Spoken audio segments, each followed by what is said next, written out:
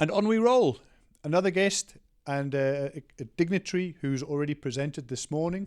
Welcome to Siyabonga Mdubeki, the Chief Surveyor-General within the Department of Land Reform and Rural Development.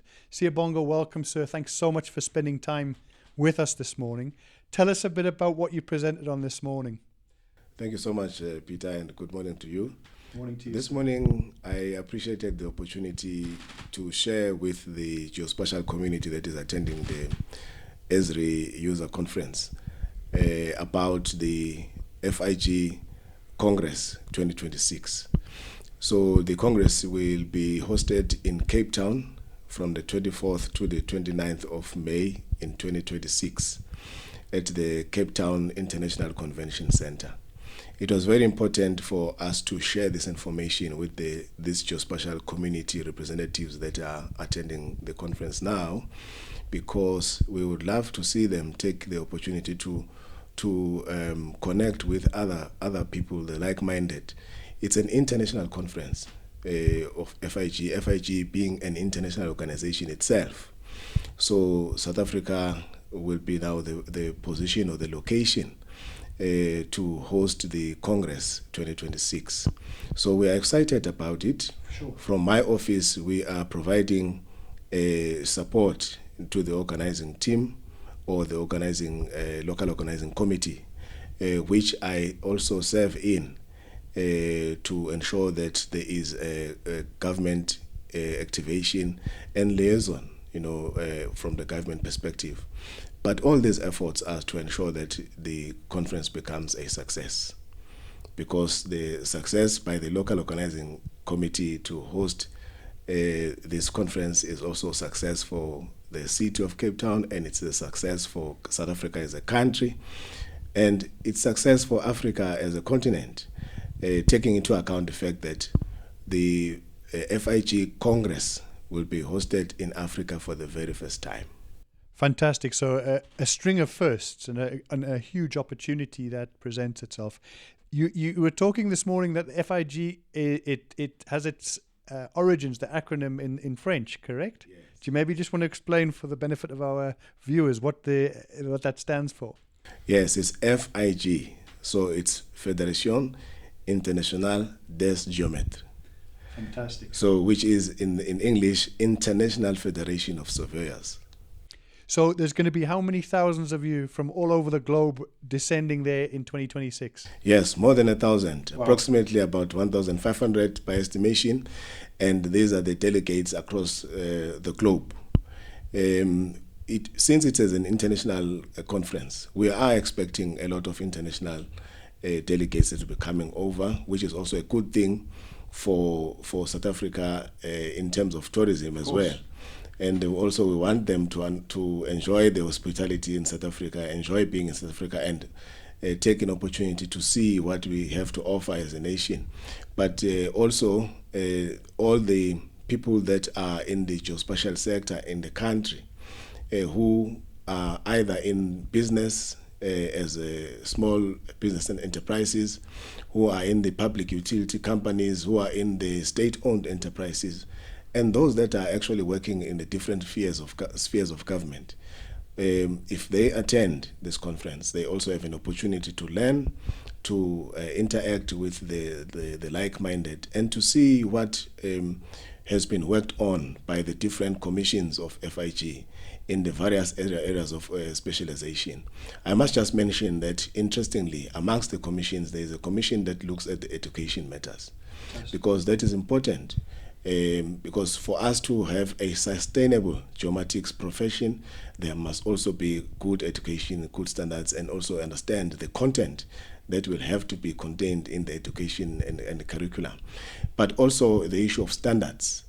What standards have been generated, how those standards are applied, and then in the various areas of the application of surveying or geomatics in that instance, where you include hydrographic surveying, engineering surveys, cadastre and land management, and then also land valuations, as well as construction economics or construction management.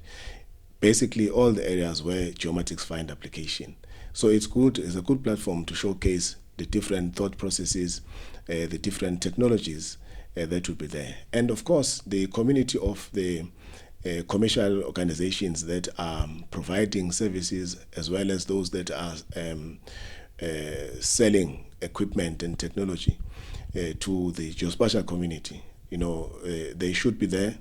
They should buy the space to exhibit their products and services, and I know that Esri is one of them. And so it will be good for the Esri users to be part of this very auspicious conference. This is why it's the Chief Surveyor-General here. This is a great salesman as much as anything. All the very best for that, Siyabonga. Tell me, we know that land, in terms of the Constitution, property rights is the sort of apex of the Constitution, very important. What is the role and relevance of the SG office, the Surveyor-General office, in 2025? What are some of the things that are the challenges that you still face? What are some of the obstacles that you've been able to overcome in recent years? I would like to share in this way. As an organization within the Department of Land Reform and Rural Development, our branch is National Geomatics Management Service, which then exhibits a collective of different fields within geomatics, but largely in our context is the provision of the spatial reference frame or spatial reference system through the control points that have been established historically. So that is the application of geodesy in ensuring that the country has got a reference frame. And based on that reference frame, all the measurements that have to be geo-referenced will then be in order in one system. And that benefits a lot in the land administration sector, because the cadastral fabric is generally fixed to or relative to this network of control stations. So, and over the years, having established the trigonometrical beacons and the town survey marks as those physical points, which are passive, but they are used by the surveying profession in general. We also have, over the years, introduced the CORS, the continuously operating reference stations. In South Africa, we've got the TrigNet, that is the name of the network of such stations, the GNSS stations that are there. And we are looking at densifying these stations throughout the country. But of course, the densification is led by the demand. So the demand is highly around areas that are rapidly developing. And also that's where you will see much more geospatial practitioners being active around those areas. So since this TrigNet provides the necessary control and also the availability of the base data, so for GNSS operations, it would make perfect sense to consider such areas for densification. But apart from that, there are also developments around rural areas and areas that are much more far from the rapid economic activities of the cities. But there is something that is happening there. So in the context also of the rural development, from the department's perspective, there has to be action, to address those areas. So geospatial information finds application everywhere, because we say location is key and location is very important. Even if you are bringing services, you should be able to know where these services are, and also to quantify the reach that you have. So I say this because there are many role players who then depend on the location information to express what services they provide, and also to be able to measure what they are doing and the impact thereof. And every location-based service benefits from what we provide in terms of the National Control Survey System. And the cadastral surveys that are conducted in the country are also finding a lot of attention from our establishment, in a sense that they are carried out by properly qualified people in terms of the legislation. Those would be the professional land surveyors. So whether it is division of land for one reason or the other, in the main is land development, whether it is township establishment or it is just division of land for purpose of changing the land use and so on.